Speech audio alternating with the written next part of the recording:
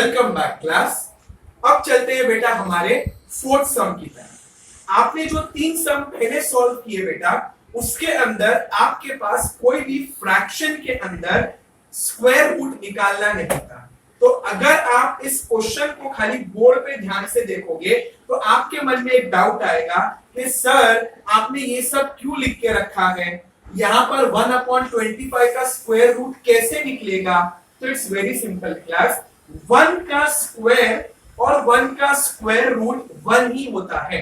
जैसे कि आप 1 को 2 बार मल्टीप्लाई करो, 1 मल्टीप्लाई बाय 1, आंसर क्या आएगा 1। अब उन्हीं को 1 को अंडरलाइन करके एक बार लिख दो तो भी आंसर क्या आ जाता है 1। कहने का मतलब 1 का स्क्वायर और 1 का स्क्वायर रूट कभी नहीं बदलता है। वैसे ही 1 का क्यूब रूट और 1 का क्यूब, ये क्या होता है ये आप 8 में सीख लेना। अभी आप इतना समझ के चलो कि 1 इज दैट नंबर जिसका स्क्वायर और उसका स्क्वायर रूट का आंसर बेटा 1 and the same, that is 1 itself ही रहता है।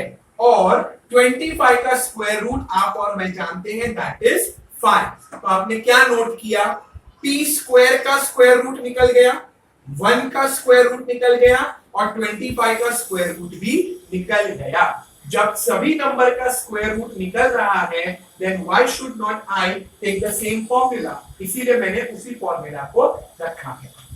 अब एंटर करते हैं बेटा सॉल्विंग में। After writing the question, as you all know, आपको ये 2 लाइन में लिखना है।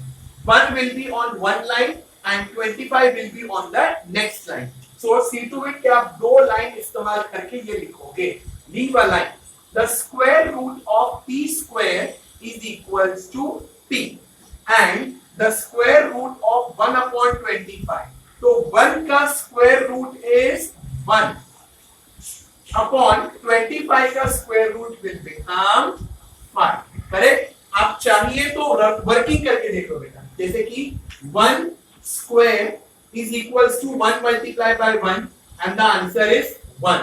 अब आप इसी 2 1 को अंडरलाइन कर दो स्क्वायर रूट में, ये स्क्वायर रूट हो गया। तो आप 2 1 को अंडरलाइन करोगे और लिखोगे क्या वापस से एक बार। सो कहने का एक ही मतलब है बेटा कि 1 का स्क्वायर रूट और 1 का स्क्वायर 1 ही रहता है। Then you have the formula. Using the formula, a square minus b square is equals to a plus b minus a minus b.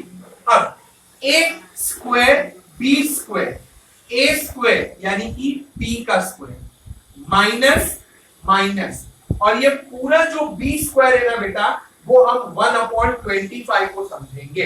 Because एक फ्रैक्शन तभी कंप्लीट होता है जब उसका न्यूमरेटर और डिनोमिनेटर साथ में होता है।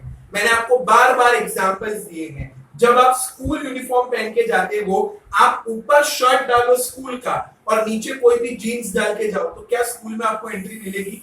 नहीं मिलेगी। बिकॉज स्कूल यूनिफॉर्म का मतलब ही होता है कि स्कूल का ही शर्ट होगा एंड स्कूल का ही ट्राउजर या पैंट होगा। सो कहने का इस सिंपल सा लॉजिक है कि अगर आपको कोई भी चीज फ्रैक्शन में दिखती है, सो वो न्यूमरेटर और डिनोमिनेटर पैरेलल चलेगा। So don't consider this 1 as b and 5 के लिए क्या लिखेंगे, ऐसा कुछ भी नहीं है।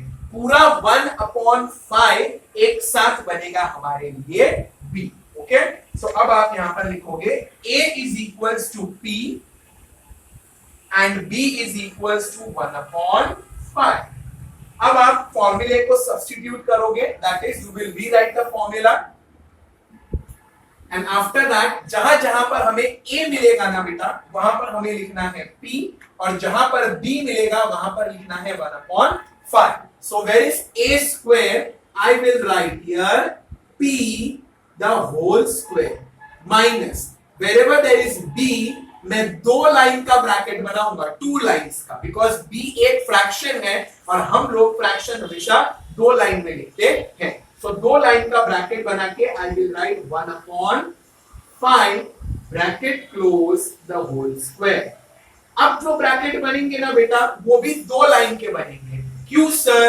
अरे बच्चा, a और b दोनों साथ में ब्रैकेट में होने चाहिए। तो ए के लिए छोटा, बी के लिए बड़ा ब्रैकेट, ऐसा होता है क्या? नहीं ना। तो फिर इसीलिए आपको ए और बी दोनों को साथ में लिखना है, तो आप दो लाइन का ब्रैकेट बनाओगे। A plus b will become p plus 1/5, p plus 1/5, two lines का bracket close, again two lines का bracket, a minus b that is p minus 1/5, p minus 1/5 bracket close. p square का मतलब होता है p multiply by p and that will give you answer as p square. Minus sign brought down, minus sign brought down. 1/5 का square means 1/5 multiply by 1/5। आप लोगों ने operation on rational number सीखा था और उसमें फ्रैक्शन को मल्टीप्लाई करने के लिए सिर्फ एक रूल लगाए थे, that is numerator multiply by numerator, the whole upon denominator multiply by denominator. So 1 multiply by 1 answer is 1 upon 5 multiply by 5 answer is 25। आप चेक कर लो, ये है हमारा क्वेश्चन जो टेक्स्ट बुक में प्रिंट था और सब सॉल्विंग करते हुए we are getting back the same, मतलब हम लोगों ने सही पैटर्न और करेक्ट वे में सॉल्व किया है। Now just copy the remaining two brackets on your right hand side as it is.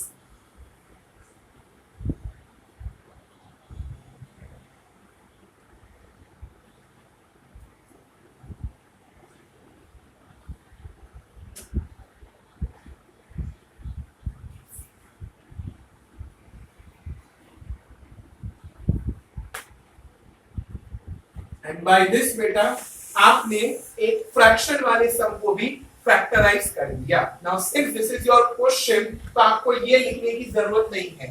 So your only answer that is leave a line and the answer will be